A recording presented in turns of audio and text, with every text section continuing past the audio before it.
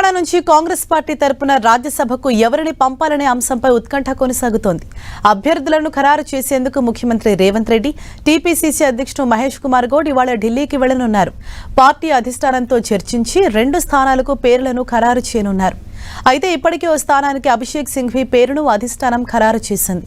ఇక మరో అభ్యర్థి ఎవరనే దానిపై ఉత్కంఠ కొనసాగుతోంది. రెండో అభ్యర్థిగా ఎవరు ఉంటారనే దానిపై ఇవాళ స్పష్టత రానుంది.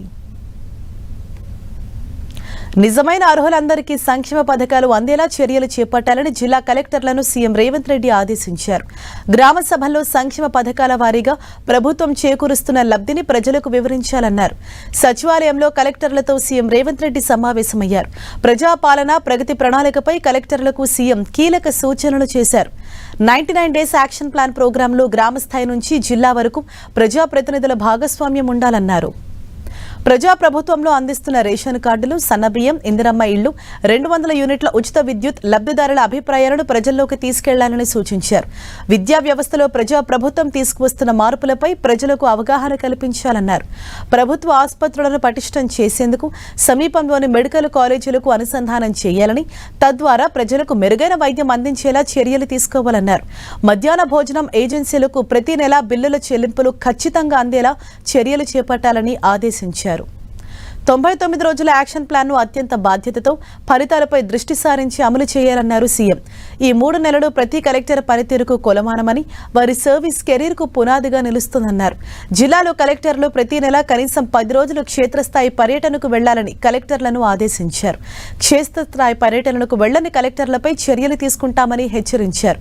కలెక్టర్ల పనితీరును ఎప్పటికప్పుడు మదింపు చేసి తనకు నివేదిక అందించాలని సీఎస్ రామకృష్ణారావును ఆదేశించారు. నెలలో 5 రోజుల కంటే తక్కువగా పర్యటించిన కొందరు కలెక్టర్ల పనితీరుపై అసంతృప్తి వ్యక్తం చేశారు. క్షేత్రస్థాయిలో సమర్థవంతంగా పనిచేస్తేనే మీరు కలెక్టర్లుగా కొనసాగుతారు. కలెక్టర్లుగా క్షేత్రస్థాయిలో పర్యటించకపోతే ఎప్పటికీ మీకు ప్రజల సమస్యలు అర్థం కావని సీఎం అన్నారు. ఇక శాఖల వారీగా 10 వారాల పాటు అమలు చేసే ప్రత్యేక కార్యాచరణ అందరినీ ఆకట్టుకునేలా ఉండాలన్నారు.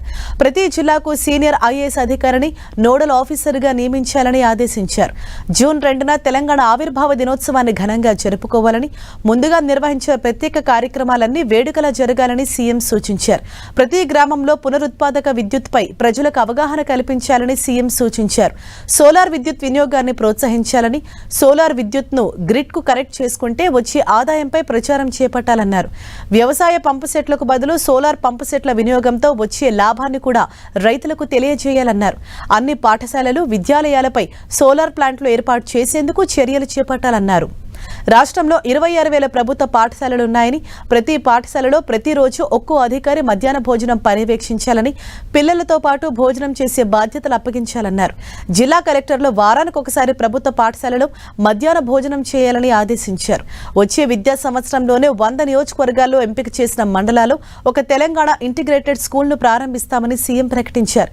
కొన్ని జిల్లాలో ఇసుక మాఫియా, అక్రమ మైనింగ్ జరుగుతున్నట్లు సమాచారం వస్తుందని సీఎం అన్నారు. ప్రభుత్వ ఆదాయానికి గండి కొట్టే చర్యలను సహించేది లేదని, ఎక్కడ ఇసుక మాఫియా, అక్రమ మైనింగ్ జరిగినట్లు తెలిస్తే వెంటనే ఆ జిల్లా కలెక్టర్, జిల్లా ఎస్పీని సస్పెండ్ చేస్తామని సీఎం హెచ్చరించారు.